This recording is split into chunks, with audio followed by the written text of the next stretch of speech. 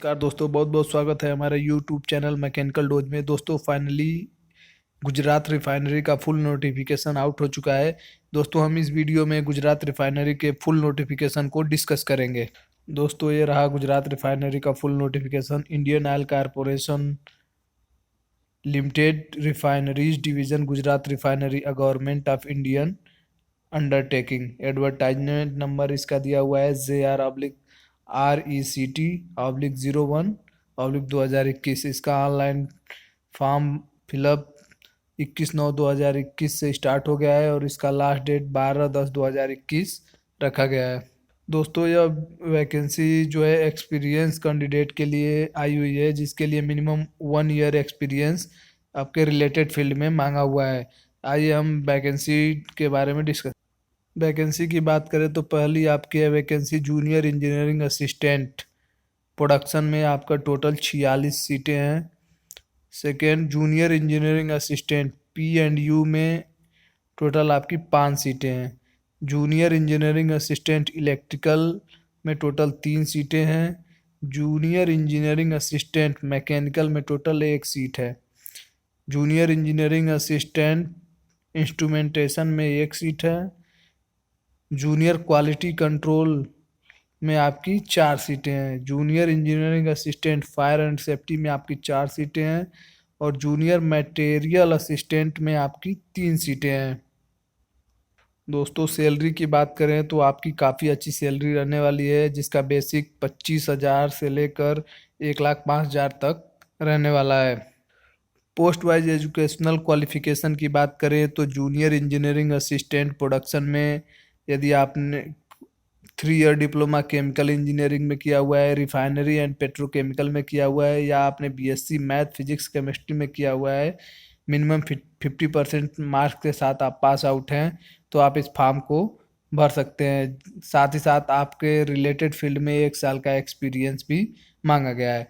दूसरी वैकेंसी की बात करें तो जूनियर इंजीनियरिंग असिस्टेंट P&U में, इसमें आपने यदि 3 year diploma in mechanical engineering और इलेक्ट्रिकल इंजीनियरिंग से किया हुआ है तो आप इस फॉर्म को भर सकते हैं। साथ ही साथ आपका 1 साल का एक्सपीरियंस भी रिलेटेड फील्ड में होना चाहिए।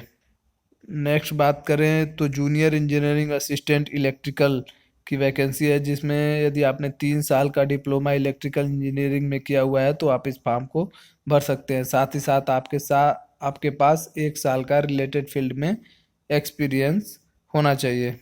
नेक्स्ट बात करें तो जूनियर इंजीनियरिंग असिस्टेंट मैकेनिकल, इसके लिए आपने यदि मैकेनिकल इंजीनियरिंग में 3 साल का डिप्लोमा किया हुआ है तो आप फॉर्म को भर सकते हैं। साथ आपको 1 साल का रिलेटेड फील्ड में एक्सपीरियंस भी होना चाहिए। नेक्स्ट वैकेंसी की बात करें तो जूनियर इंजीनियरिंग असिस्टेंट इंस्ट्रूमेंटेशन में है। इसके लिए एजुकेशनल क्वालिफिकेशन यदि 3 ईयर डिप्लोमा आपने इंस्ट्रूमेंटेशन में किया है, इंस्ट्रूमेंटेशन एंड इलेक्ट्रॉनिक्स में किया है, इलेक्ट्रॉनिक्स एंड कंट्रोल इंजीनियरिंग में किया है, और साथ ही साथ आपके पास 1 साल का रिलेटेड फील्ड में एक्सपीरियंस है तो आप फॉर्म को फिल कर सकते हैं। नेक्स्ट बात करें जूनियर क्वालिटी कंट्रोल, इसमें आपने यदि BSc with physics chemistry industrial chemistry and mathematics से किया हुआ है तो और साथ ही साथ 1 साल का आपके पास एक्सपीरियंस है रिलेटेड फील्ड में, तो आप इस फॉर्म को फिल कर सकते हैं। अगली वैकेंसी है junior engineering assistant fire and safety. Fire and safety के लिए यदि आपने matric plus sub officers course from NFSC Nagpur or equivalent regular course from any other recognised institute with heavy vehicle driving licence के साथ किया है। साथ ही साथ आपका 1 साल का related field fire and safety में एक्सपीरियंस है तो आपको इस फॉर्म को फिल कर सकते हैं। इसमें फिजिकल स्टैंडर्ड भी फायर एंड सेफ्टी के लिए मांगा हुआ है। नेक्स्ट वैकेंसी है आपकी जूनियर मटेरियल असिस्टेंट। इसमें 3 year diploma in mechanical electrical instrumentation engineering से आपने किया है तथा साथ ही साथ रिलेटेड फील्ड में 1 साल का एक्सपीरियंस है तो आप इस फॉर्म को फिल कर सकते हैं। एज लिमिट की बात करें तो मिनिमम 18 साल और मैक्सिमम 26 साल होनी चाहिए। SC ST OBC को एज रिलैक्सेशन कैटेगरी के अनुसार मिल जाएगा। सिलेक्शन प्रोसेस की बात करें तो सबसे पहले इसमें एक रिटन टेस्ट होगा, उसके बाद रिटन टेस्ट क्वालिफाई करते हैं तो आपको SPPT यानी स्किल प्रोफिशिएंसी फिजिकल टेस्ट के लिए बुलाया जाएगा। जो ये SPPT है ये केवल क्वालिफाइंग नेचर का होता है, आपका सिलेक्शन रिटन टेस्ट के आधार पे ही होता है। रिटन टेस्ट में जो आप मार्क्स गेन करते हैं उसके आधार पे आपका सिलेक्शन होता है। आपको मिनिमम क्वालिफाइंग मार्क 40% रखा गया है।